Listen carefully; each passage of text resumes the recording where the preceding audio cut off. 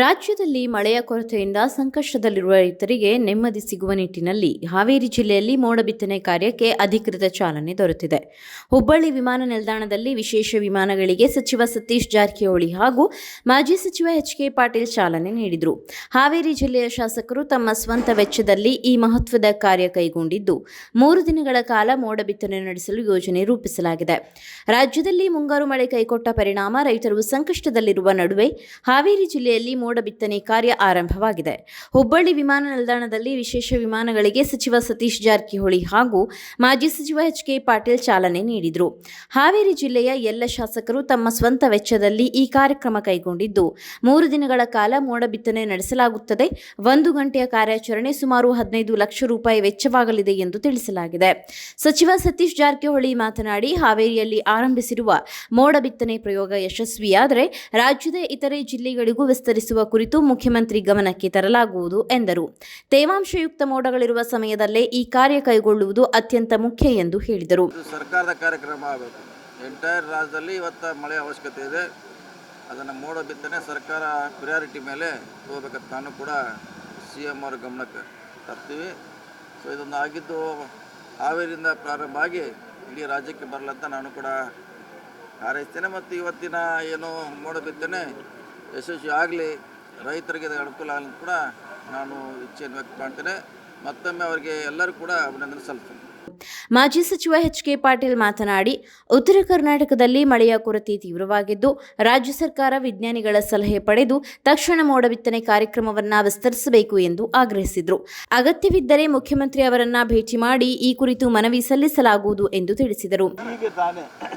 ಈಗ ತಾನೇ 5 ನಿಮಿಷದ ಹಿಂದೆ ಕ್ಲೌಡ್ ಸೀಡಿಂಗಿಗಾಗಿ ಹಾವೇರಿ ಕಡೆಗೆ ನಮ್ಮ ಫ್ಲೈಟ್ನ ಹೆಸರು VTKCM ಈಗಾಗಲೇ ಇಲ್ಲಿಂದ ಹಾರಿ ಹೋಯಿತು. ಇನ್ನೊಂದು 15-20 ನಿಮಿಷದೊಳಗಾಗಿ ಆ ಭಾಗದಲ್ಲಿ ಕ್ಲೌಡ್ ಸೀಡಿಂಗ್ ಪ್ರಾರಂಭ ಆಗುತ್ತೆ. ಈ ಕ್ಲೌಡ್ ಸೀಡಿಂಗ್ ಯಶಸ್ವಿಯಾಗಲಿ. ಈ ಯಶಸ್ಸಿನ ಜೊತೆಗೆ ರೈತರ ನೋವು, ರೈತರ ಬವಣೆ, ರೈತರಿಗೆ ಇವತ್ತೇನು ತೊಂದರೆ ಇದೆ ಆ ತೊಂದರೆ ನಿವಾರಣೆ ಆಗಲಿ ಅಂಥೇಳಿ ನಾನು ಹಾರೈಸ್ತೇನೆ. ಈ ಕಾರ್ಯಕ್ರಮದಲ್ಲಿ ಮಾನ್ಯ ಜಾರಕಿಹೊಳಿ ಅವರು ಬಂದು ದೊಡ್ಡ ನೈತಿಕ ಬಲವನ್ನು ತುಂಬಿದ್ದಾರೆ.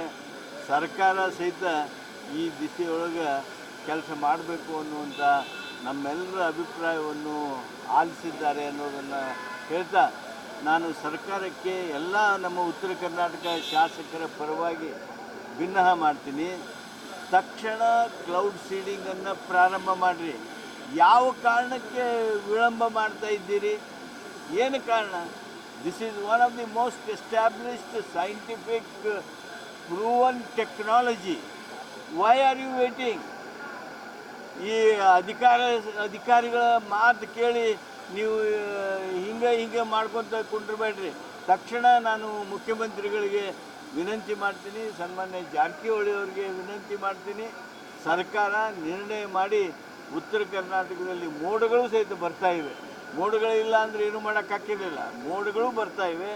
ಆದ್ದರಿಂದ ತಕ್ಷಣ ತಾವು ಈ ಮೋಡ ಬಿತ್ತನೆಯ ಕೆಲಸವನ್ನು ಪ್ರಾರಂಭಿಸಬೇಕು ಅಂತೇಳಿ ನಾನು ರೈತರ ಪರವಾಗಿ ವಿನಂತಿ ಮಾಡ್ತೀನಿ. ಶಾಸಕ ಪ್ರಕಾಶ್ ಕೋಳಿವಾಡ ಮಾತನಾಡಿ, ಮೋಡ ಬಿತ್ತನೆಗೆ ಬಳಸುವ ವಿಶೇಷ ವಿಮಾನ ಈ ತಿಂಗಳಿಡೀ ಹುಬ್ಬಳ್ಳಿಯಲ್ಲೇ ಇರಲಿದೆ.